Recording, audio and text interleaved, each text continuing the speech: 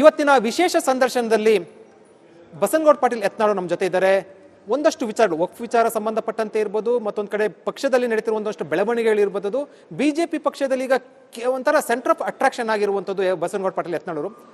ಅಧಿವೇಶನ ಬೇರೆ ನಡೀತಾ ಇದೆ. ಅಧಿವೇಶನದ ಸಂದರ್ಭದಲ್ಲಿ ಏನೆಲ್ಲ ಪ್ರಸ್ತಾಪ ಮಾಡ್ತಾರೆ ಇವೆಲ್ಲವೂ ಕೂಡ ಮಾತಾಡೋಕೆ ಎಕ್ಸ್ಕ್ಲೂಸಿವ್ ಆಗಿ ರಿಪಬ್ಲಿಕ್ ಕನ್ನಡ ಜೊತೆ ಬಸನಗೌಡ ಪಾಟೀಲ್ ಯತ್ನಾಳ್ ಅವರು ಒಂದಷ್ಟು ವಿಚಾರಗಳನ್ನ ಹಂಚ್ಕೊಳ್ತಾರೆ. ಸರ್, ಕಾರ್ಯಕ್ರಮಕ್ಕೆ ಸ್ವಾಗತ.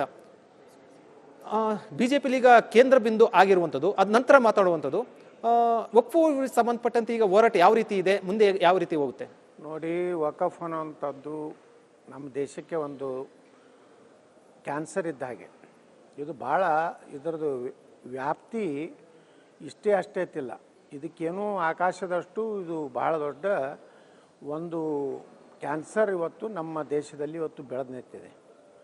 ಇದನ್ನು ನಾವು ಕಾನೂನನ್ನು ರದ್ದುಪಡಿಸದೇ ಇದ್ದರೆ, ಇದಕ್ಕೆ ಕೊಟ್ಟಂಥ ಮುಕ್ತವಾದಂಥ ಸ್ವಾತಂತ್ರ್ಯವನ್ನು ತೆಗೆದು ಹಾಕದೇ ಇದ್ದರೆ ಇಡೀ ದೇಶನೇ ನಮ್ಮದನ್ನುವಂಥ ಸ್ಥಿತಿಗೆ ಈ ದೇಶದಲ್ಲಿ ಬಂದಿದ್ದಾರೆ.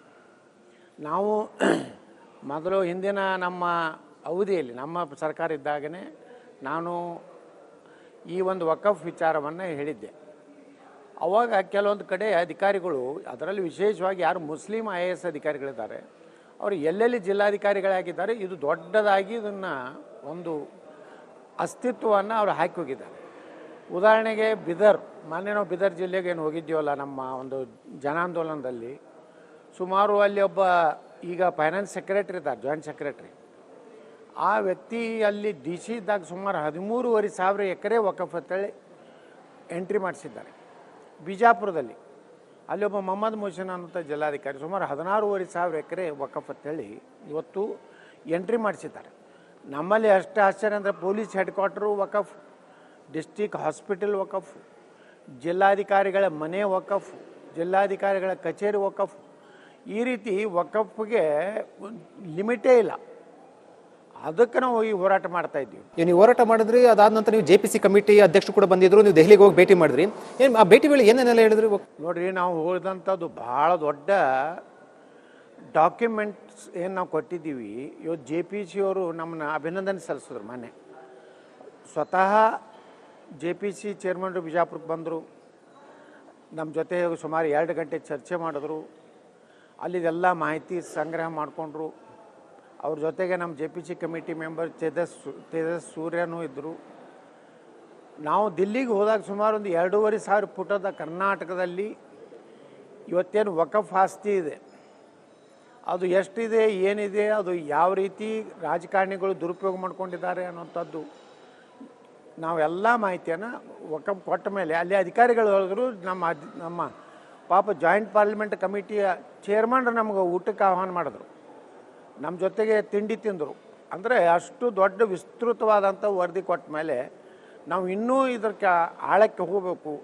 ಇಡೀ ರಾಜ್ಯವನ್ನು ನಾವು ಪ್ರವಾಸ ಮಾಡಬೇಕು.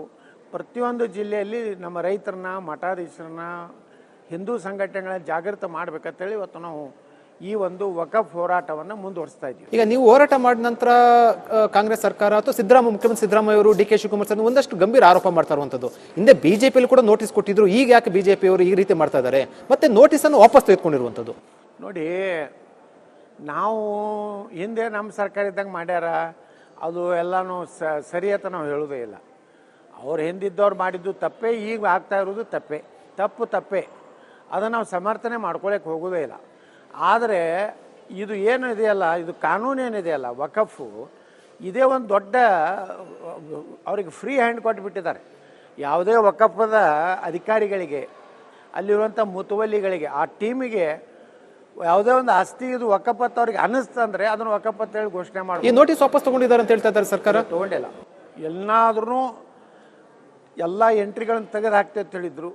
ಇನ್ನೂ ಸಹ ನಾವು ಬೀದರ್ಗೆ ಹೋದ ದಿವಸನೇ ಒಂದು ಬಸವ ಏನೋ ಒಂದು ಇದು ಇದೆ, ಅದಕ್ಕೂ ನೋಟಿಸ್ ಕೊಟ್ಟಿದ್ರು. ಹೀಗೆ ಎಷ್ಟೋ ದಲಿತರ ಜಮೀನುಗಳಿಗೆ ಇವತ್ತು ನೋಟಿಸ್ ಕೊಟ್ಟಾರೆ, ವಕಫತ್ ಸೇರಿಸಿದ್ದಾರೆ. ಮಠಗಳಿಗೆ ಮೊದಲ ಕೊಟ್ಟಿದ್ದಾರೆ, ಮಠಗಳಿಗೆ ಕೊಟ್ಟಾರೆ. ನಾವು ಹೋಗಿದ್ವಿ ಒಂದು 600 ವರ್ಷದ ಒಂದು ಮಠಕ್ಕೆ ಚಿಂಚೋಳಿಯಲ್ಲಿ ಕೊಟ್ಟಾರೆ. ನಮ್ಮ ಬಿಜಾಪುರ ಜಿಲ್ಲೆಯಲ್ಲೇ ಒಂದು ಶಂಕರ ಮಠ ಅಂತೇಳಿ ಯರಗಲ್ದಲ್ಲಿ ಒಂದು 8 ಎಕರೆ ಏನು ಇದೆ, ಅದು ಪೂರ್ತಿ ವಕಫ್ ಅಂತೇಳಿ. ಈ ನನ್ನ ಪ್ರಶ್ನೆ, ಈಗ ನೋಟಿಸ್ ಅನ್ನು ವಾಪಸ್ ತೆಗೆದುಕೊಂಡು ಮುಖ್ಯಮಂತ್ರಿ ಸಿದ್ದರಾಮಯ್ಯ ಹೇಳಿರೋದು ನೋಟಿಸ್ ವಾಪಸ್ ತೆಗೆದುಕೊಂಡಿದ್ದೀವಿ, ಮತ್ತೆ ಯಾಕೆ ಹೋರಾಟ ಮಾಡ್ತಾ ಇರುವಂಥದ್ದು ಅಂತ? ನೋಟಿಸ್ ಎಲ್ಲಿ ವಾಪಸ್ ತಗೊಂಡಿಲ್ಲ. ಇನ್ನೂ ವಾಪಸ್ಸು ತೊಗೊಂಡಿಲ್ಲ, ಇನ್ನೂ ಕೆಲವೊಂದು ಕಡೆ ನೋಟಿಸ್ ಕೊಡ್ತಾ ಇದ್ದಾರೆ. ಅದನ್ನೇ ನಾಳೆ ನಾವು ಸದನದಲ್ಲಿ ಹೇಳ್ತೀವಿ. ಓಕೆ, ನೀವು ಹೇಳಿದರೆ ಎಲ್ಲಿ ನೋಟಿಸ್ ಹೊಳ್ಳಿ ತೊಗೊಂಡ್ರಿ, ಎಲ್ಲಿ ನೀವು ಏನು ಇದರಲ್ಲಿ ಕಾಲಮ್ ನಂಬರ್ 11ರಲ್ಲಿ ನೀವು ಏನು ಸೇರ್ಪಡೆ ಮಾಡಿದಿರಿ, ಗೆಜೆಟ್ ಕೂಡ ನೋಟಿಫಿಕೇಶನ್ ಇದೆ. ಇವತ್ತಿನ ಎಲ್ಲಾದ್ರೂ ನಾವು ಮುಖ್ಯಮಂತ್ರಿ ಸಿದ್ದರಾಮಯ್ಯನ ಗಮನಕ್ಕೆ ನಾಳೆ ಸದನದಲ್ಲಿ ತೊಗೊಂಡು ಸೆಷನ್ ಅಲ್ಲಿ ವಕ್ಫ್ ಹೋರಾಟ ಸಂಬಂಧಪಟ್ಟಂತೆ ವಕ್ಫ್ ವಿವಾದ ಸಂಬಂಧಪಟ್ಟಂತೆ ಮಾತಾಡ್ತೀರಾ? ನಿಶ್ಚಿತವಾಗಿ ವಕಫಕ್ಕೂ ಅಷ್ಟೇ ಮಾತು ಕೊಡ್ತೀವಿ. ಉತ್ತರ ಕರ್ನಾಟಕದ ಅಭಿವೃದ್ಧಿ ಮತ್ತು ಇತ್ತೀಚಲಾಗಿ ಏನೇನು ಈ ರಾಜ್ಯ ಸರ್ಕಾರ ಬಂದ ಮೇಲೆ ಯಾವ ರೀತಿ ಅನ್ಯಾಯ ಆಗ್ತಾ ಇದೆ ಅದ್ರ ಬಗ್ಗೆ ಎಲ್ಲಾನು ಮಾಹಿತಿ ಕೊಡ್ತೀವಿ. ಅಂದ್ರೆ ವಕ್ಫ್ ಹೋರಾಟ ಒಂದ್ ವೇಳೆ ಎಲ್ಲಿವರೆಗೂ ಹೋಗೋದಂತ, ಅಂದ್ರೆ ಈ ರೀತಿ ನಿಮ್ಗೆ ಹೋರಾಟ ಮಾಡಲಿ ಅಂತಂದ್ರೆ ಈಗ 44 ತಿದ್ದುಪಡಿಗಳನ್ನು ತೊಗೊಂಡು ಬಂದಿದ್ದಾರೆ ನಮ್ಮ ಪ್ರಧಾನಮಂತ್ರಿ ನರೇಂದ್ರ ಮೋದಿಯವರು.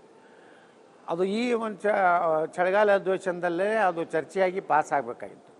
ಆದರೆ ಅದಕ್ಕೆ ಅದರ ವ್ಯಾಪ್ತಿ ನೋಡಿ ನಾವು ಯಾರು ಕಾರಣ, ಇದಕ್ಕೆಲ್ಲ ಯಾರು ಕಾರಣ ಆಗಿರುವಂತದ್ದು, ಅಂದ್ರೆ ಏನು ಉದ್ದೇಶ ಏನಿತ್ತು ಸರ್ಕಾರದ? ಜವಾಹರ್ಲಾಲ್ ನೆಹರು ಇಲ್ಲಿ ರಾಜ್ಯದಲ್ಲಿ ಈ ತರ ನೋಟಿಸ್ ಕೊಡ್ತಾ ಸಂಬಂಧಪಟ್ಟ ಆದ್ರೆ ಏನು ಉದ್ದೇಶ ಏನಿತ್ತು, ಅದು ಕಾರಣ ಏನಿತ್ತು? ಏನಾಯ್ತು, ಜಮೀರ್ ಅಹ್ಮದ್ ಖಾನ್ಗೆ ನಾವೇನು ತಿದ್ದುಪಡಿ ಅಂತ ತೊಗೊಂಡು ಬಂದ್ರಲ್ಲ ನಮ್ಮ ಸರ್ಕಾರ, ಕೇಂದ್ರ ಸರ್ಕಾರ, ಅಷ್ಟರೊಳಗೇ ಇಡೀ ರಾಜ್ಯದಲ್ಲಿ 1,11,000 ಎಕರೆ ನಮ್ಮದು ವಕಫ್ ಆಸ್ತಿ ಇದೆ, ಅದನ್ನೆಲ್ಲಾನು ಎಂಟ್ರಿ ಮಾಡ್ಬೇಕಂತ ಹೇಳಿ ಇವರು ವ್ಯವಸ್ಥಿತವಾಗಿ ಈ ಜಮೀರ್ ಅಹ್ಮದ್ ಖಾನ್ ಅವ್ರಿಗೆ ಅಧಿಕಾರ ಇಲ್ಲ, ವಕಫ್ ಅದಾಲತ್ ಮಾಡಿದ್ರು. ಮುಂದೆ ಎಲ್ಲ DC, ತಹಸೀಲ್ದಾರ್, AC ಅವ್ರಿಗೆ ತಾಕೀತು ಮಾಡಿದ್ರು. ಇದು ಮುಖ್ಯಮಂತ್ರಿ ಸಿದ್ದರಾಮಯ್ಯನವ್ರು ನನಗೆ ಆದೇಶ ಮಾಡಿದ್ದಾರೆ, ಎಲ್ಲ ಕಡೆ ನೀವು ವಕಫ್ ಅಂತೇಳಿ ಎಲ್ಲ ಆಸ್ತಿಗಳ ಮೇಲೆ ಏನು ನಾವು ಇದು ಮಾಡಿದ್ದೀವಿ ಅದ್ರ ಮೇಲೆ ನೀವು ಎಂಟ್ರಿ ಮಾಡ್ಬೇಕಂತೇಳಿ ಸಿಕ್ಕಾಪಟ್ಟೆ ಹಗುರವಾಗಿ ಅಧಿಕಾರಿಗಳು ಮಾತಾಡಿ ಇವತ್ತು ಬೀದರು, ಕಲಬುರಗಿ, ಯಾದಗಿರಿ, ನಂತರ ಬಿಜಾಪುರ ಬಂದರು. ಬಿಜಾಪುರನಲ್ಲಿ ಸಹ ಇದೇ ರೀತಿ ನಮ್ಮ DC ಅವ್ರಿಗೆ, ತಹಸೀಲ್ದಾರ್ಗೆ, ಅಸಿಸ್ಟೆಂಟ್ ಕಮಿಷನರ್ಗೆ ಗಲಾಟೆ ಮಾಡಿದ್ರ ಪರಿಣಾಮವಾಗಿ ಜಮೀರ್ ಅಹ್ಮದ್ ಖಾನ್ ನನಗೇನು ಹೇಳಿದ್ರು, ನಿಮ್ಮ ಅಪ್ಪನ ಆಸ್ತಿ ಅಲ್ಲ ಅನ್ನೋದು. ಹಂಗಾದ್ರೆ ನಿಮ್ಮ ಅಪ್ಪನ ಆಸ್ತಿಯಾ? ಈ ದೇಶದ ಆಸ್ತಿ ಇದು. ಅದಕ್ಕೇ ನಾವು ಹೇಳಿದ್ದೇನೆಂದರೆ ಈ ಒಂದು ಕೆಲಸ ಏನು ಮಾಡ್ತಾಯಿದ್ರು ಯಾರೂ ಪ್ರಶ್ನೆ ಮಾಡಿರಲಿಲ್ಲ.